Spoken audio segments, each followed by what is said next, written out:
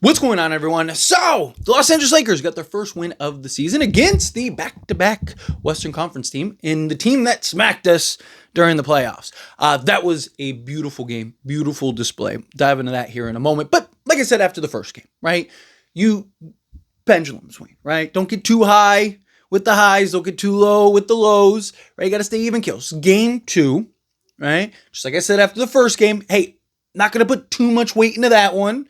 Right? Like this one, same thing. It's about the consistency. It's about the reps, right? You saw a game where we looked all out of sorts, all out of whack, a game that we still probably could have won if we had just cleaned up and tightened up a few things.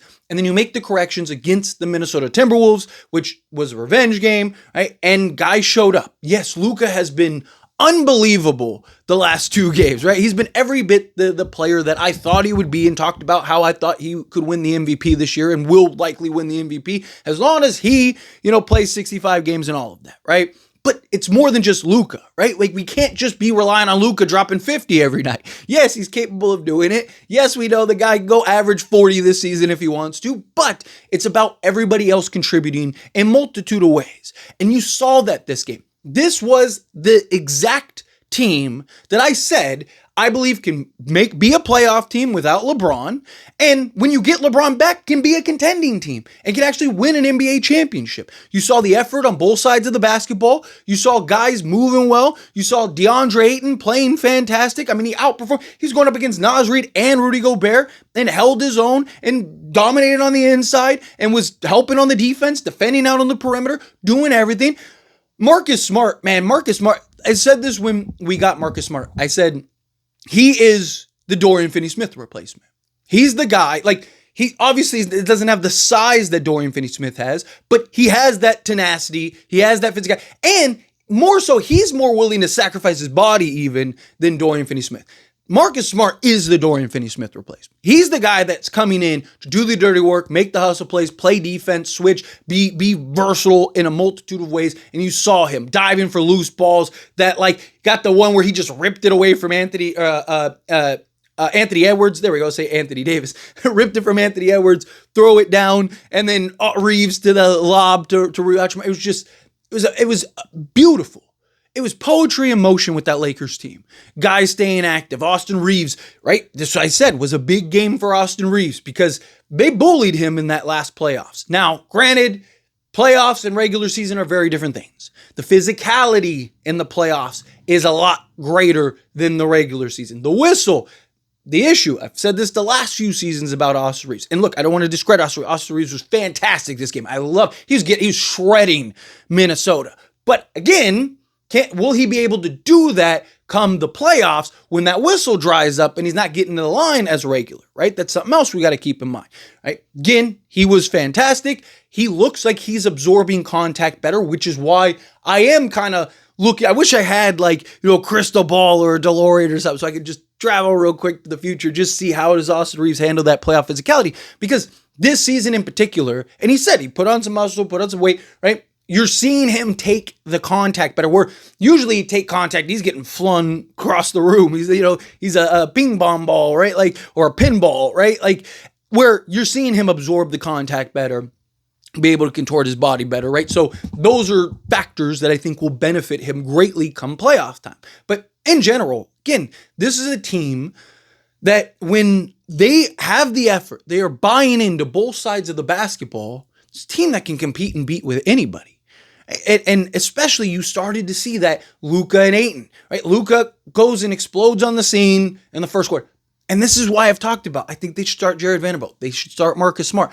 Luka likes to get going in the first quarter. It's 2 straight first quarters that he's dropped 20 plus in the first quarter, right? Because that's what he likes to do. He likes to get going early. That's why I think him and LeBron are a good complement. Because what does LeBron historically like to do? Even in his prime, even his heydays, he likes to let guys get going early on, and then he kind of just trickles in, and then boom, just, takes over when needs be at the end of games. So my hope is let Luka be Luka, particularly in the first quarter. Luka goes to the bench. Now LeBron and Austin Reaves kind of do their thing in the second quarter. LeBron will get his, 5 or 6 or whatever. And then the third quarter, same thing. Luka can go, and Luka will trickle his in, but Luka can go and do his thing. And then LeBron can do that. And then fourth quarter, Reaves, LeBron, Luka, all three of those guys are because they've kind of helped each other along the way. Boom, they're ready to go, and we're able to close out games and have 3 of the better closers in the league, right? That's the idea. That's the goal. That's the hope, once we get LeBron back. But, this is good, and this is why I've talked about with LeBron sitting out. Obviously, again, we're not a better team without LeBron. I still want LeBron to get back sooner rather than later, just because, again, we need to build that chemistry. We need to build those reps, right? But this is good for the rest of the team. This is good for guys to kind of get into the rhythm, get into the flow that they're looking to get into, right? Like this allows guys like Jake LaRavia, I thought had a solid game, right? And he didn't play like a ton of time, but he was good in the minutes that he was in. Defensively, hit some shots, everything, right? Jared Vanderbilt looked like Jared Vanderbilt. He had rebounding the ball tremendously, playing defense, right? Getting steals. I think he had 2 steals, 2 blocks, so he had 4 stocks. Like that's the team that we need. Defensive versatility, doing the hustle plays, doing the dirty work, trusting Luka to be the offensive engine that he is. Austin Reaves going in, dropping 25, right? Like this is a team. You saw Luka, DeAndre Ayton, and Austin Reaves. Those 3 guys are the guys that I've been talking about. Rui Hachimura too. Rui Hachimura was fantastic this game as well. But again, those 3 guys in particular, because Rui, I still think is kind of the odd man out. But those 3 guys in particular, the goal was how do those 3 look? Because those 3 guys are the guys that we're building for the future. Austin Reaves, I thought, had kind of a sluggish game 1. I know you look at his stat line and you didn't actually watch the game, right? You're like, man, Austin Reaves had an incredible game. But if you actually watched the game, he did it. He kind of came alive when it was a little too late, right? Where this game, from the gate, I thought he was aggressive. I thought this felt like almost a statement from Austin Reaves. And I love that, right? Take some pride. Right? Like, dude, you just got your butt kicked in the playoffs. Come out here and show like, no, this is a different season. It's a different year. Right? Be the Austin Reaves that we need. Right? The Austin Reaves we saw in that Minnesota game, that's the guy that I'm like, yeah, I think this can coexist. I think this can work. Right? Like making plays, rebounding the basketball, working hard, creating offense, not only for himself, but for others, right? Being that Luka light in many ways, right? Like that's the guy you want. And then add in DeAndre Ayton and that 2-man game with him and Luka, and even Austin Reaves get involved in DeAndre Ayton just being a presence on the inside and being that role man and knocking down mid-range shots and all. You saw the offensive array that you're looking for.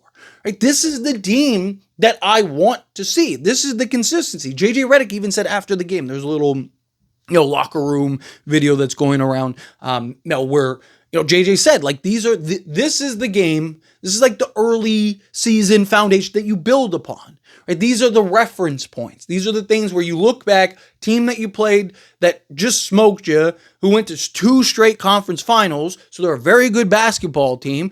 You're 0-1, they're 1-0. You're coming in to try to like reset things here a little bit and kind of get back on track. And you did that. And you did it in a dominant fashion. I mean, from the second quarter on, it was all Lakers. They controlled that game, getting like a little better start. But hey, you controlled that game. You got control of it. You never relinquished it, and you maintained it the rest of the way, start to finish, right? Not start to finish, but second quarter on, right? So again, you clean up those early starts, those first quarters, boom, you trickle that in, which is why, again, I like the idea of Jared Vanderbilt, Marcus Smart, especially the way Marcus Smart has been playing. These first 2 games, he's been everything this team needs and then some. But at the end of the day, right, it boils down to effort. Right? I've talked about for seasons now at this point. Yes, we have a lot of holes. Yes, we lack athleticism. Yes, we have issues and concerns that must be addressed. No ands, ifs, buts about it. No doubts about it. But you can hide a lot of that with just outplaying your opponent, right? Like you can mask a lot of that by giving the extra effort and buying in, right? It'll still be there, and there will be moments where you're just like, ugh, but more often than not, you can at least hide some of it. And if you can exploit the opponent more than your exploits are being, revealed, then that's how you win a series. That's how you win a championship, right? You get the right matchup, like things just kind of go your way. And then you have Luka who can go get you 50. And you have LeBron James who go get you 50, right? You have guys that can do the things that you need them to do to further match. So guys play with the extra effort. Guys play hard, work hard on both sides of the basketball. So now you're kind of hiding and masking some of those issues. And then you have Luka who further masks them. And then you have LeBron who further masks them. And all of a sudden, you can kind of wash out those flaws. Yes, they're still there. They're still prevalent, but they're just a small stain rather than right now. After game one, you're just like, man, we need to tear down this whole house, right? Like we need to start fresh, rebuild, right? You need to restructure this entire thing. You watch this game and it's like, oh, hang on, wait, time out. This might be something, which is why after game one, I said, let's not get crazy with the pendulum swings, right? Like, sucks. It's not how you want to start the season, right? Especially at home, right? There was a bad game. Guys didn't play to the level that we needed them to play outside of Luka, right? But hey, wash your hands, short memory, move on to the next game. Let's see what they do in the next game, right? Is it just one game or is that like who this team is? Well, you see the Minnesota game. They come out, they do what they're supposed to do, dominate, control that game. Now again, is that the team that we really are? Are they going to consistently do what they're supposed to do? Or is it somewhere in the middle? Right? Because again, we have two games. We have one where it's just like, this isn't the team that's going anywhere. And then we have one that's like, hey, this team can win an NBA championship, right? Is it this version? Is it this version? Or is it somewhere in the middle? Right? We're going to find out as the season progresses, which is why I don't want to get too high on this win. It's a great win. I love this win, right? I want to sit here and come on and be like, let's go, But like I always say, got to stay even keel, right? The fan in me is like, oh my God, we're the greatest team ever. But we gotta get, we had a bad game, we had a good game. Where is it? Are we in the middle? Are we on the good side? On the bad side? We're going to find out. But let me know your thoughts and opinions down in the comments. That being said, if you haven't liked this video, hit that like button. Helps me a lot. If you enjoy these types of videos, and I truly appreciate it. Not subscribe channel, hit that subscribe button. Turn on the bell notifications. Appreciate y'all. See you in the next one. Thank you.